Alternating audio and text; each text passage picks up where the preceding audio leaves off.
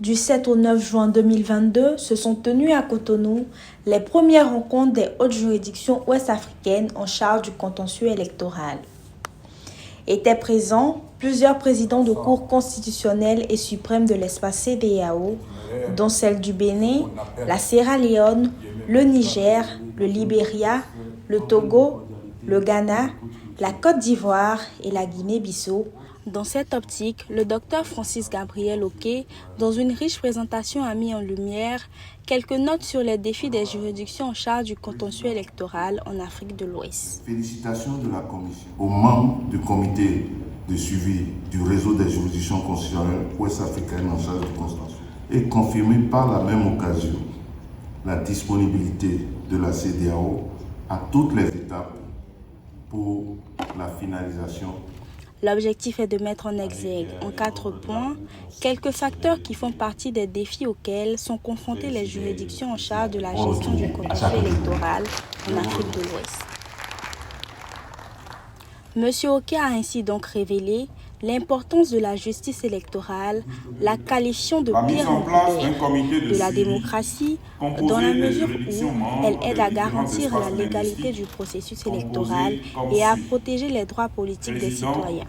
Cour constitutionnelle du Bénin, membre, Conseil constitutionnel de Côte d'Ivoire, Cour suprême du Ghana, le mode de composition et les attributions de la juridiction, généralement la première source de méfiance et de suspicion des parties prenantes à son endroit. La nature et l'environnement où opère la juridiction, qui selon lui de par sa nature pure, donc peu souvent compréhensive, crée souvent des troubles dans l'environnement politique. Et enfin, les procédures et processus de prise de décision par la juridiction. Toujours selon lui, celle-ci paraît souvent opaque pour beaucoup de parties prenantes du processus électoral. C'est un sentiment de satisfaction totale parce que l'objectif de cette rencontre était d'aboutir à la création d'un réseau qui servira de plateforme régionale aux juridictions en charge du contentieux électoral. Alors, les discussions ont montré que la diversité de cette gestion du contentieux électoral, cette diversité qui est relative à l'héritage colonial, soit anglophone, francophone et lusophone. Et dans les débats, nous avons constaté qu'il y a eu des divergences de vues, mais le fond est resté, c'est-à-dire la création du réseau qui servira d'échange de bonnes pratiques. Je voudrais féliciter les participants et féliciter la Cour constitutionnelle du Bénin pour avoir organisé ça et surtout inviter les cours qui ne se sont pas manifestés cette fois-ci, c'est-à-dire la Cour du Sénégal, et le Conseil constitutionnel du Sénégal, et la Cour suprême du Nigeria et la Cour suprême du Cap-Vert qui ne se sont pas manifestés à rejoindre les rangs parce que l'intégration, c'est ensemble qu'on peut la faire et la réussir.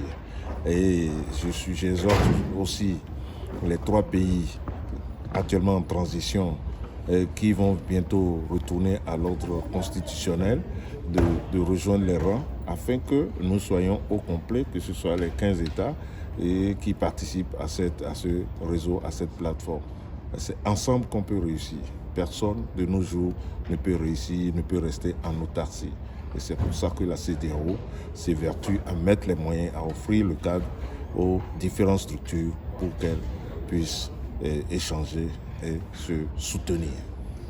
Quelle est selon vous la prochaine étape après la rencontre de Cotonou? La prochaine étape, si vous vous référez à notre déclaration, à la déclaration de Cotonou, la prochaine étape, c'est les tâches confiées au comité de coordination dirigé par la Cour constitutionnelle du Bénin, qui est d'identifier un consultant pour